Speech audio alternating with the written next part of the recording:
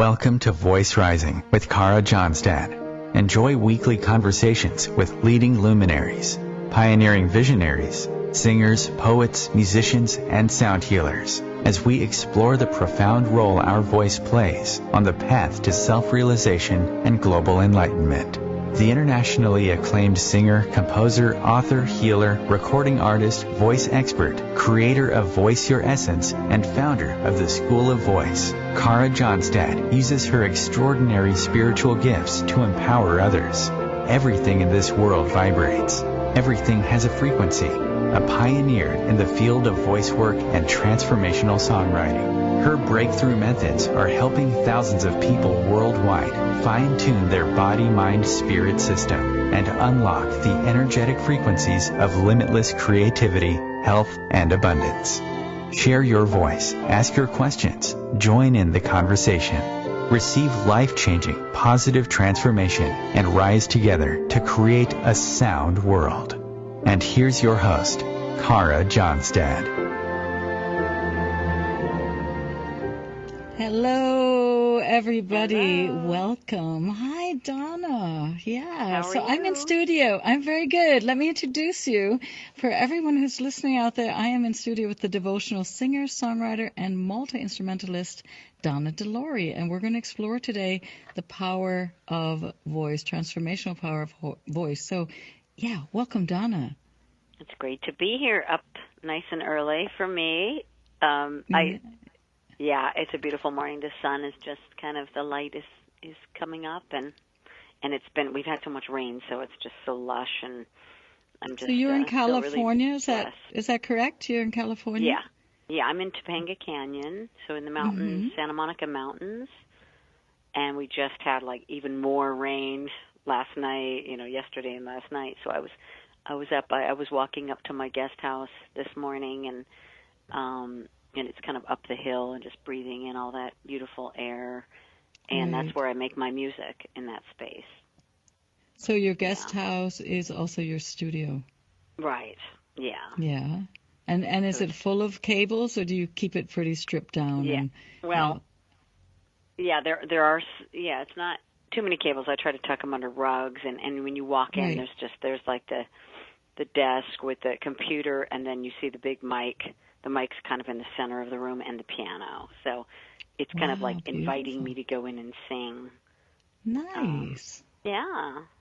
That's very beautiful. Yes, you are a singer, a songwriter. You're doing a lot of workshops. You're doing a lot of retreats. You have a new album release. Is that a daily practice that you do, is to walk up to your guest house and just put in a singing session? Oh, yeah, definitely. And, it's been so beautiful. I've been working on my records, and there's always remixes. I'm always working on something, or I'm doing maybe some cues for film, for licensing, composing, or other people come to me and ask me to sing on their records. What's really beautiful with modern technology is that they can just send me the Pro Tools session, and then I get to do the vocals, and then I send them back to them, and that's the way a lot of us work now. When we have this like musical family, and we kind of like we send the music over. Wasn't there was a movie? Was it called One Giant Leap, or I don't know? There was a film that was kind of made. That was the basis, where they went around and they took the recording. They'd take the song to Africa, and they'd have a singer put down their voice, and then they'd take it to India, and they'd have another singer put down, and there was this massive collaboration with everyone layering their sound, and it just ended up being a beautiful thing. So it's phenomenal. We can also, we're able to record even simultaneously. There are softwares now that let us be in different cities at the same time while recording, which, you can have a session musician, I don't know, a guitarist in London and a singer in New York and someone in California. So the internet has really changed the way that we are able to create music together. So it's that global enlightening process, a global enlightenment. I think it's really there for us as artists to co-create. Absolutely. I love more than anything being in the room with musicians, with creative people. Like, I grew up in a musical family. My dad was a musician, so that's just like where I'm from, and that's what just feeds me ultimately. But I'm realizing now that, maybe it is better sometimes to like stay home in your comfort, in your place where you could be creative and then create that way with people, and that's okay as well. Right. And just so tune tell into me, that vibration. You just shared a little bit about it. You are from a very musical family, and I want to start digging a bit deeper into voice work. To start in that place from your childhood. What is one of your strongest memories using your voice or singing when you were a child? Because you started to sing, as far as I know, pretty early. You were already doing recordings when you were 8 years old. I was like every kid, I had my record collection. I'd go in my room, and, a lot of those records I was playing were records my dad played on, like the Beach Boys' Pet Sounds, or, my dad was with Capitol Records, and they had been distributing, I guess, the Beatles records. This is when I was really little, and I had an older sister who was into all this music as well. So I would sing along with the records, and I started early on singing harmonies. I started singing, like picking out harmonies and being able to sing them to records. And every time I would listen to the song, I could pick a different part to sing. So I knew I had that ear. And then there were singers like, Stevie Nicks or Linda Ronstadt, or, female singers that I could sing in their range, and then I could sing their harmonies. And just, I knew early on, I could say I knew I had a voice, I could sing a tune, I had a talent, but really I knew it fulfilled me. I knew it was my passion. I knew that singing and what was maybe going on in my life with my parents split up, and that I had that I could sing, and that sound could come out, and it was healing for me. Right. And then dancing was that way as well for me. So I had that expression early on. That led me to, my dad was a producer, so he knew a man who hired singers and children. So my dad took me to audition for this man in the Hollywood Hills, and I was really shy, so I had to sing for him, and he hired me on a commercial, and I started singing professionally when I was 8. So then began, you take that just pure essence of just like my bliss and everything, and singing and music. And then I went into starting to get the approval for it. I was in the studio, all the adults were clapping, and I was like, oh, I'm doing good, I'm good. This is something I can do. So there was that journey where I was singing professionally, and then, it was competitive too, because we had to kind of compete for the solos and who's going to get the job. And so early on, I was in that aspect of the business, trying to be the best,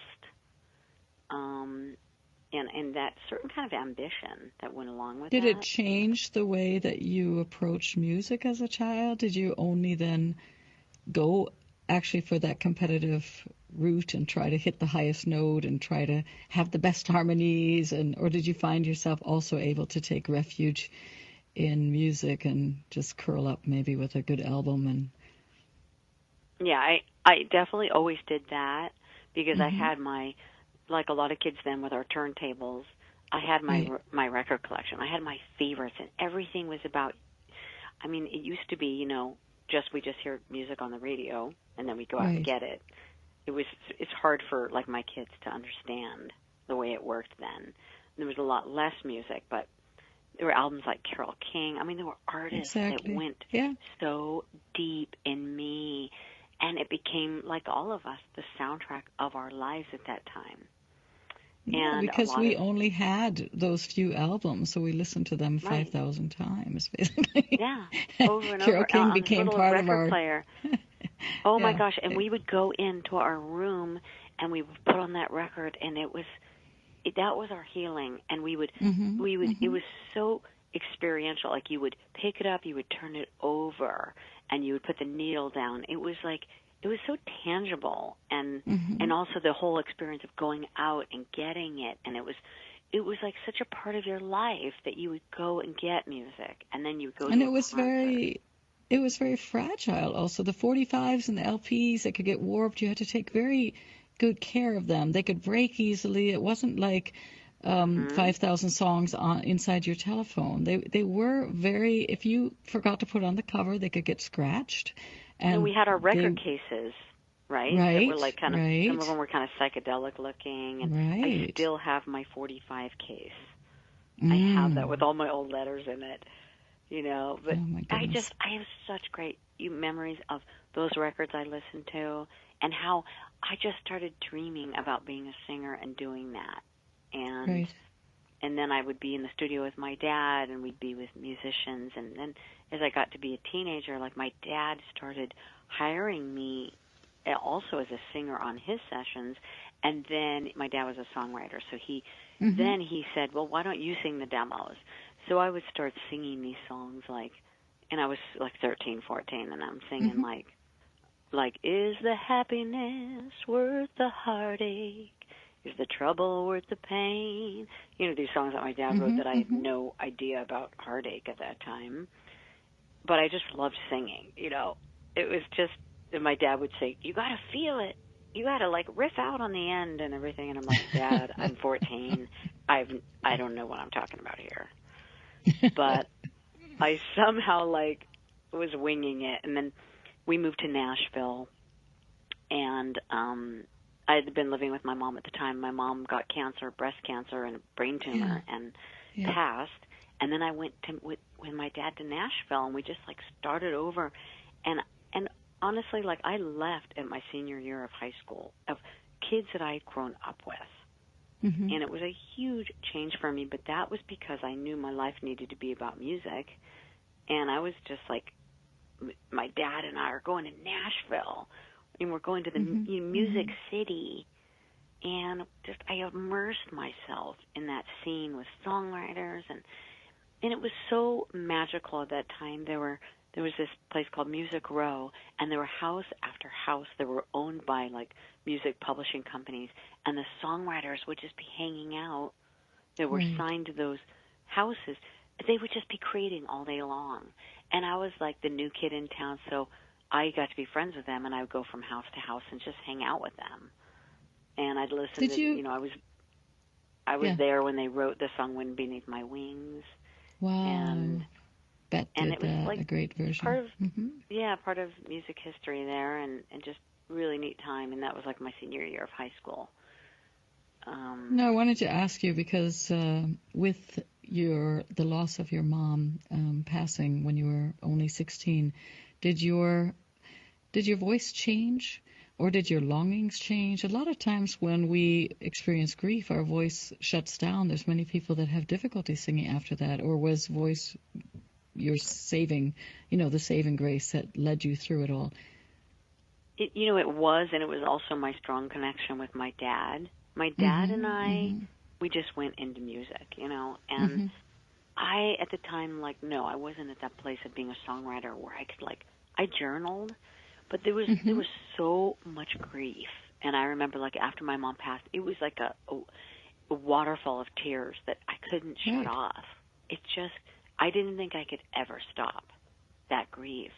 And I think by going to Nashville, what it did do in a really huge way, it shifted me into being into conscious living. And I just shifted into I wanted to be healthier, of course. I watched my mom pass pretty young. So I started going to vegetarian restaurants. I started hanging out with these people that were just open-minded and older, these med students that were into conscious living, that were giving me books like The Mustard Seed and Autobiography of a Yogi. And so at that same time of me doing music in Nashville and hanging out, believe it or not, with Music Row, which is very country, it's very Christian, and especially then it wasn't as diverse. And then at the same time, I would be hanging out with the college, at Vanderbilt University, going to the foreign films and opening my mind, and not quite discovering world music, but I was getting more into dance music and electronic music, and because I was a dancer as well. but I was going to, it was more of, I was going to the, the health food stores, and I was just connecting with that community of people there. And maybe, no, I was just going to say, my father, he actually passed, I was 21, he died in a plane crash, and I remember after that saying, I'm only going to do what I love. I'm never, ever going to take a job because life is too short. Life is too precious. So did that thought come and just say, I'm going to do music. It doesn't matter, and dance. I'm going to dance and do music. I'm never going to take a factory job or an office job. It doesn't matter if I'm starving and eating tofu and potatoes. That it was that, but at the same time, like, I got to get a job at a rock and roll hotel there. So I was like at the desk when like Elvis Costello came in, and I got to like do jobs kind of in the music business, and then I worked at a vegetarian restaurant that was on Music Row. So I was like, I'm going to be with the people I love, and then there was the aspect of studying and growing as a singer and as an artist. I started playing guitar. I found a teacher. I decided I wasn't going to go to college, so I just wanted to get into. I always wanted to find like that master teacher I could learn from. And so at that point, though, I had been dancing and I had been acting, and there wasn't that much there for me in Nashville. So I would come back to LA, and I would kind of be living in two places.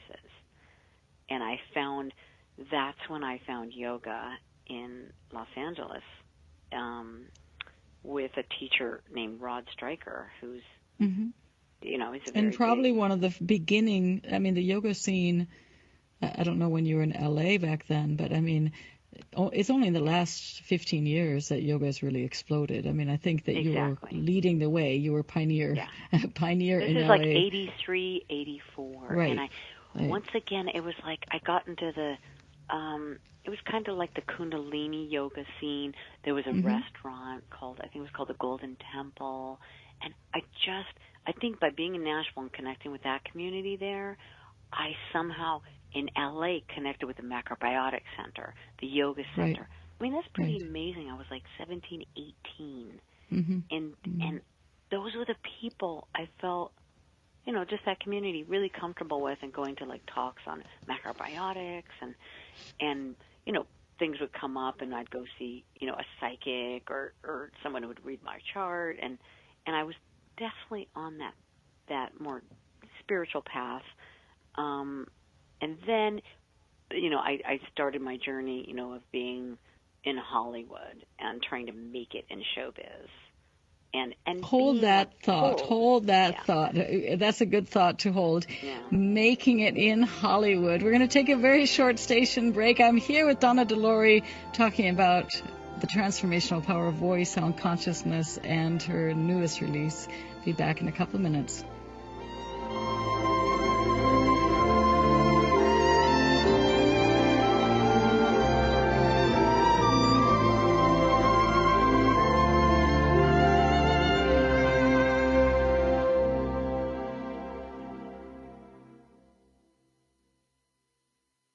The cutting edge of conscious radio. OMTimes Radio. IOM FM. OMTimes magazine is one of the leading online content providers of positivity, wellness, and personal empowerment. A philanthropic organization, their net proceeds are funneled to support worldwide charity initiatives via Humanity Healing International. Through their commitment to creating community and providing conscious content, they aspire to uplift humanity on a global scale. Connect at omtimes.com. OMTimes, creating a more conscious lifestyle. Hello, I'm Lisa Berry. Join me every Monday at 1 p.m. Eastern Time for Light on Living, a chance to see new, hear different, and feel more as I shine the spotlight on all the ways to lighten the load of life's challenges. Light on Living is your link to that new way you're looking for, that new understanding that will enhance your life, and that positive connection that will support your growth. So join me, and you'll gain insight and start to see things in a new way that motivates you. With happy clients all over the world, Kara Johnstad knows that your voice is the missing link to more authenticity, abundance, creativity, and health. An internationally acclaimed voice expert, Kara's breakthrough methods have helped thousands of people successfully heal their voice wounds. and extinguish the story of self-doubt and shyness forever. Join in group trainings, attend online sessions, schedule one-on-one time, and invite Kara to work with your organization and community. Get started today. Go to www.karajohnstad.com and receive a special guided meditation designed to fine-tune your inner voice and welcome you on the voice journey. Why was the basketball court all wet?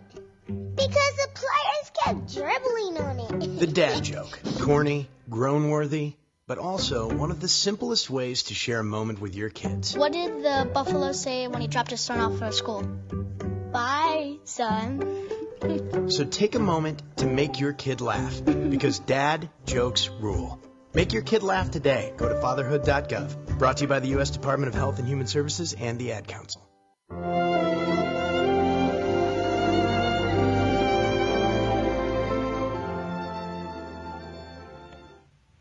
We are back with the devotional singer-songwriter and multi-instrumentalist Donna De Lory talking about the power of voice healing and her new album, Here in Heaven. And Donna, we just stopped with Hollywood. I would actually like to jump to another place that you dearly love and are talking a lot about on this next album. We will get to Hollywood, but I have a track lined up for our listeners. And Joseph Campbell said, the experience of eternity right here and now is the function of life, and heaven is not the place to have the experience. Here is the place to have the experience. And the lyrics on your track, Heaven, reflect, I believe, this quotation, that heaven is always present, right here, right now. Would you like to share a few words about heaven before we play it for our listening audience?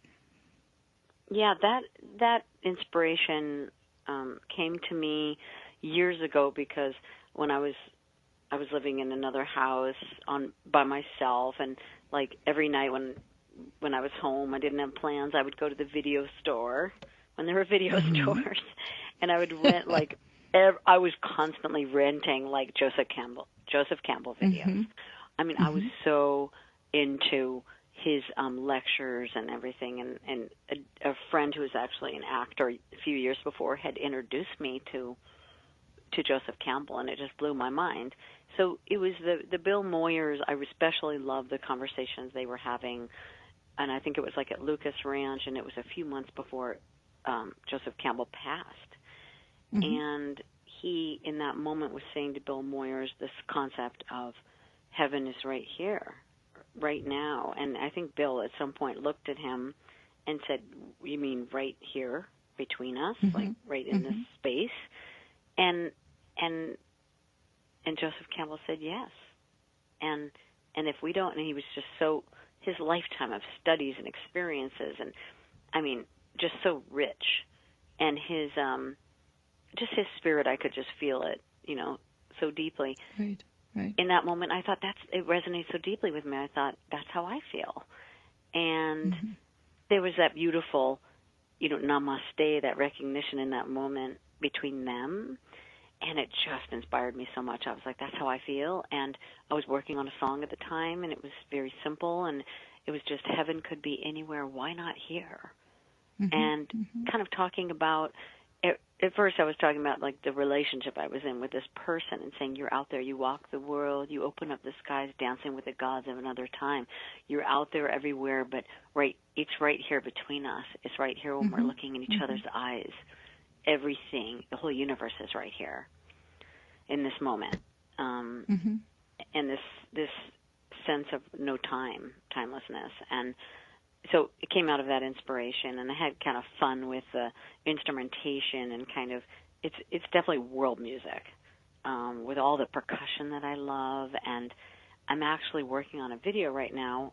I was up late last night at dance rehearsal, which we're going to shoot on Saturday, which is, I've had this vision for so long for this video, and it involves so much production, like dancers and choreographers and costumes, and it's like, it's kind of could be almost overwhelming.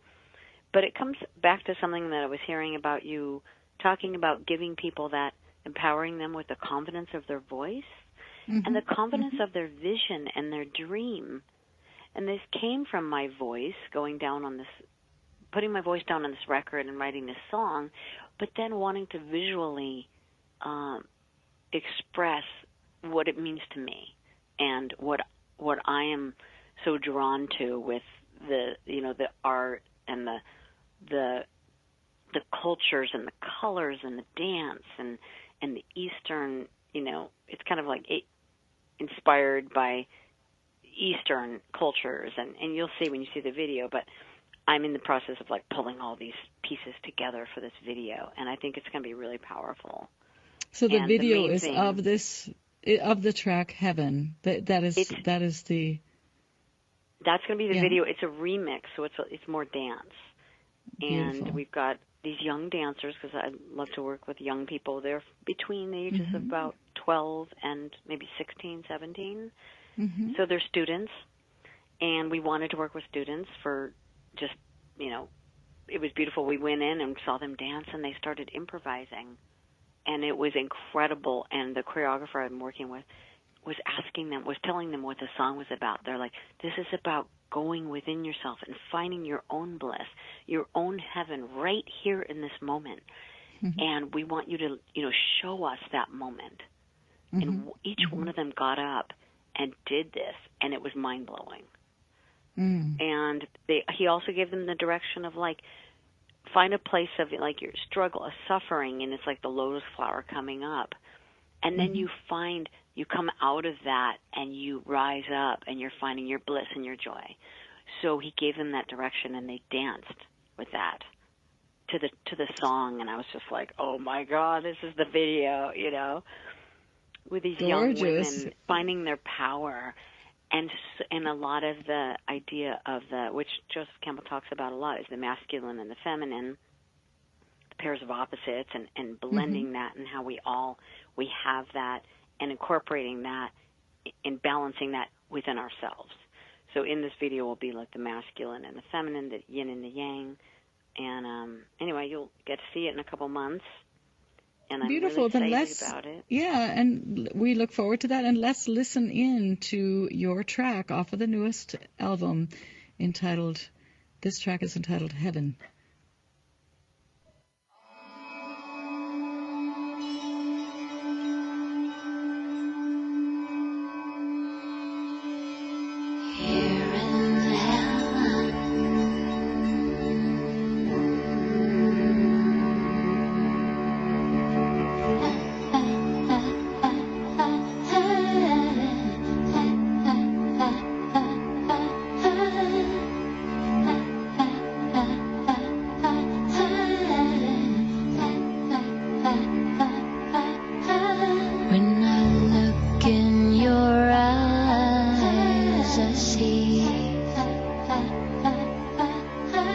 Reflections of 1,000 mysteries.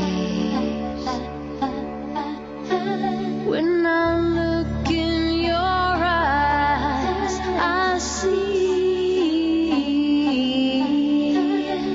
divinity looking back at me. Heaven can be anywhere, so why not here?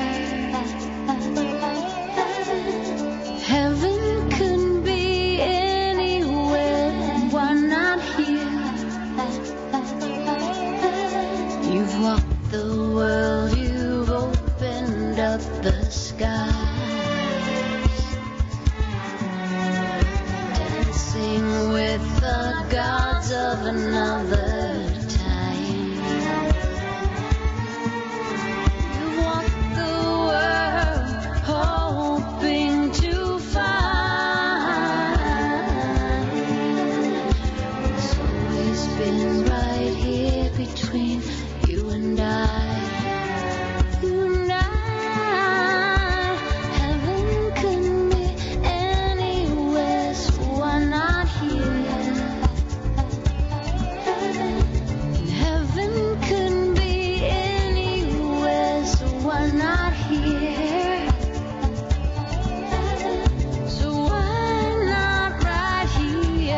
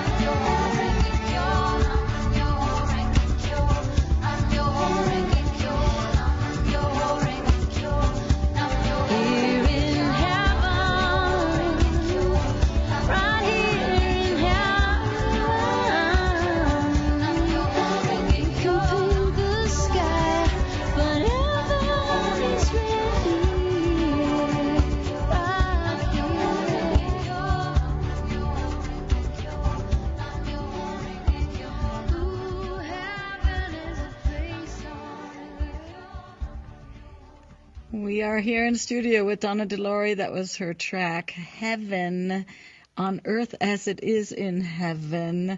Donna, we know that our voice is a channel and it can be used as a portal to experience the interdimensional. And I was wondering if you personally have a songwriting or singing practice that you use as a tool to deepen the connection to your ancestors and your beloveds that might be on the other side. Oh, absolutely. I do. And, I have, the first song I ever wrote was actually about my mom. And it was a way of connecting with her. And, my mom had dreams of being a singer and a dancer. And she kind of, and as a young woman, her mom had moved her to Hollywood. And she went to Hollywood High and was trying to, be in showbiz and everything. When she met my dad, that was in the 50s. The times were different then. She ended up kind of giving that up and being a mom. But the first song was that deep, just trying to connect with my mom and saying, acknowledging her and her pain and saying, I'm dancing on the world for you and I'll be there for you. There was this deep sense of me, of the gratitude and purpose of my life, carrying forward, and being there, this sense of being there for my mom's dreams as well and what she couldn't do. Right. And even when I went out and I was touring with Madonna and I'm on stage and we're doing these numbers, there were certain points where I would, maybe it was reminiscent, those moves and the style of music of my mom's day. I would always think of her, and here I am carrying this dream, and she's inside of me. And isn't this just so beautiful and complete? But the first song was written about her. Just music is just so deep in me, and something I shared with my father, that connection. So the practice of whether I go in my studio and I sit down and play the piano or the harmonium, or I go and sing, I would still be doing this if I wasn't making a living and I didn't. It's a practice for me, and I try to encourage other people, whether it's just a drum, just get a drum and hit it like a heartbeat, boom, boom, boom, boom, and just try to just get some vibration going and try to sing over that, or just what comes out after that. Some people need something to kind of lead them to that space, or other people can just use their voice, or maybe it's a shaker or a bell or a bowl. It's kind of like start with something. The sound vibration will pull you in, and to me, it's like you go to this whole other realm. And when I'm making music, I truly feel like I'm just in this other space. And yes. Transcending space and time, right? And things are just, you're pulling things right out of the air. And it's like you realize, wow, that's where creation is, that's where inspiration is. It's always right there. You can just reach out and grab it, Very for magical. Anyone. Right. Yeah. And you could be outside and hear the birds singing, and you could or hum or use your voice in some way, and I've even used my voice when I'm walking around on a walk and there'll be deer there hanging out near me, and I start singing, and they just stay there. It's pretty amazing. Or the bird calls, or when a cat comes close and you try to imitate their voice, and then they even come closer. You know that you're on point if the cat doesn't run away, or the birds they stay and sing with you. You know that you've hit the target, basically, that they understand. There's a resonance that happens, right? Exactly. Right, and really what I find is that it's that connection. It's that yoga of singing for me, and music is connecting me back to source. And if I'm outside, or even not outside, if I'm doing my music and I walk outside, it's like all of a sudden I can hear everything. My senses are more alive. My awareness is greater. And I noticed that if I would take a yoga class and sing at the end for Shavasana, And I started doing this. This is how I kind of got into doing music for yoga. I had friends that were really beautiful. So check that out. Fabulous. Okay, here we go. 1, 2, 3.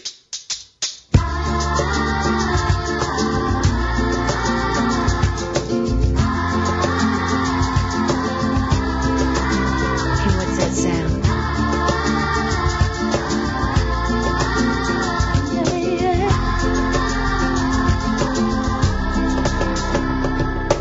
Listen to the voice of your heart. It's asking. Listen to the sound of your soul. It's calling. In this life that we're living, there's a voice that speaks within. People of the heart, listen. In this life that we're living, there's a voice that speaks within. People of the heart, listen, listen, listen, listen,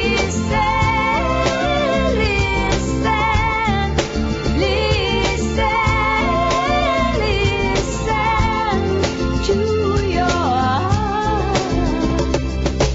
Listen to the voice of La Madre. She's crying, wanting us to wake up from this dream. Start believing in each other. In this life that we're living, there's a voice that speaks within. People of the heart, listen. In this life that we're living, there's a gift we've all been given. Open up our heart, listen, listen, listen, listen, listen, listen to each other's heart.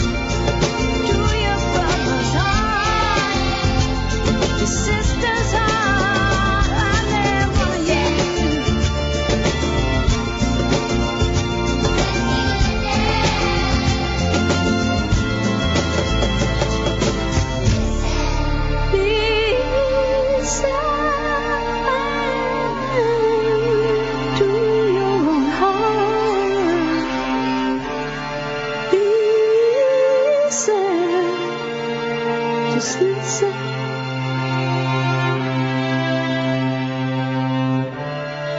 Casa non sta su chi non va avanti. Casa non sta su chi non va avanti. This track, Listen, off of her newest album, Here in Heaven. And Donna, that's spectacular, and I can really sense that this album is just filled with your vision and your passion, and you're making it happen. You were the top of the pops, and you have done many sessions and can be heard on recordings with Bette Midler, Leonard Cohen, Belinda Carlisle, Carly Simon. I mean, these are the greatest. Now, Selena, and of course, 20 years you travel with Madonna and were her dancer and background singer, etc. And yet you yourself said that something was missing, that your soul wasn't being fed. When I listen to this track, I feel that your soul is totally fed, that you're actually in overflow. So can you now name that thing? Can you put a name on it? What was missing for you before and what you have now found for yourself? Well, at that time, I mean, there's a lot of things involved. Like when you're working for another artist and you're making a good living, and there's certain parts of me as a performer, as a singer, to be able to have a job singing, like that was like my day job, and I loved that. But the music, how much the potential of me connecting with music, that wasn't my music, and I connected with Madonna's music in a big way, in the rhythmic aspects of it, and it was in her songs and everything, but I needed to kind of find my own voice. And she really was a teacher for me to tell me that I need to find my own path, and whatever that is. And I began making a mantra CD, which was in 2004, The Lover and the Beloved. But before that, I didn't. Anyway, I have a long story about doing a big pop record with a major company, and then I did my first indie record in around 2000, and that was amazing. And I started going more devotional on that. So it was that was kind of the bridge between the pop world and the devotional world. And I didn't even know I was going in that direction. I was just following my heart and writing my own songs and starting to use instruments like cello and harmonium and more percussion. I didn't have that voice anymore, like you have to have a pop hit, that I had from my record company. Just started making the sounds that I loved, the tablas, And then it led me to doing a record of mantras, mainly mantras. I blended in English as well. And at that time, it just was like this explosion at that time of yoga in our country and around the world, I'm sure. So that opened a door to a whole new world for me. And I just kept walking down that path. So singing the mantras, but I'm also a songwriter. So there's these deep human relationship experiences that I want to write about, but I also want to incorporate the mantras because that's the practice of finding that balance and that stillness that I want to put into there because that's my life. So that's why there's a lot of mantra and English blended in my songs. Well, that is a reflection exactly of your practice, of your path as a singer. So where can people find out more about your upcoming concerts and your album releases? Maybe you're doing workshops and retreats. Do you have a homepage?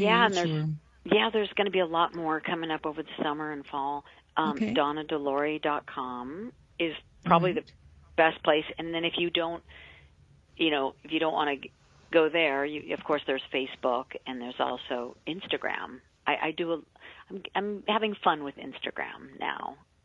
Really playful. Seeing it's playful and a quick, just go on there and see a quick quote by Thich Nhat Hanh, who I love so much, or Rumi, a quick reminder and inspiration. I love it. Exactly. It's beautiful. So, and I really appreciate your support. I love having these conversations. I know we could talk for hours about this stuff. We could talk forever and a day. Tell me what your message is for our world. If you have one message or a little golden nugget about the voice path, about sound healing, vibrational frequency, staying true to our heart, what would that be? Well, what can people integrate?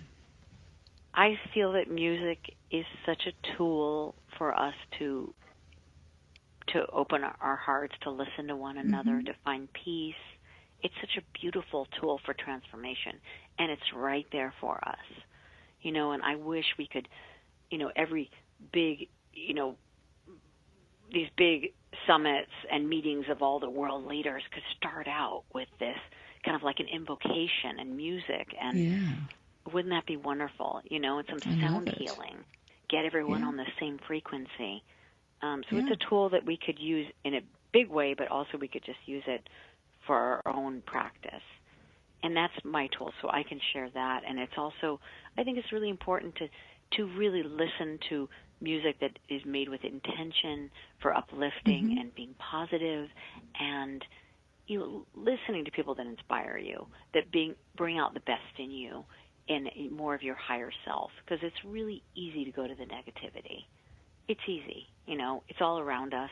We listen to the news and you just get pulled in. Oh, I knew it. He's a liar, you know, whatever. But then we have to look at we are able to absorb sound, right? We're able to absorb sound. That's why it's so important to put ourselves in an ocean, a sea of sound, which is uplifting and empowering. And like you said, the voice. Beautiful artists. Yeah. Right, and the voice is with us 24/7, right? So 2 o'clock in the morning, 6 o'clock in the morning, 3 in the afternoon, we can always hum, whistle, sing, keep ourselves in tune, in balance. We could we could do simple, you know, aham, prema. I mean, whatever the mantra is that resonates for you. Beautiful. Donna, it was a blessing. Thank you. Yes. Thank you for being in studio with me. I wish you lots of success, and I hope to have you back again sometime to deepen our conversation on voice and sound healing. Okay. Thank you for getting me up early. Beautiful conversation. Thanks for your support. Transatlantic moments. All right. Lots of love. Bye-bye. Bye-bye. Namaste.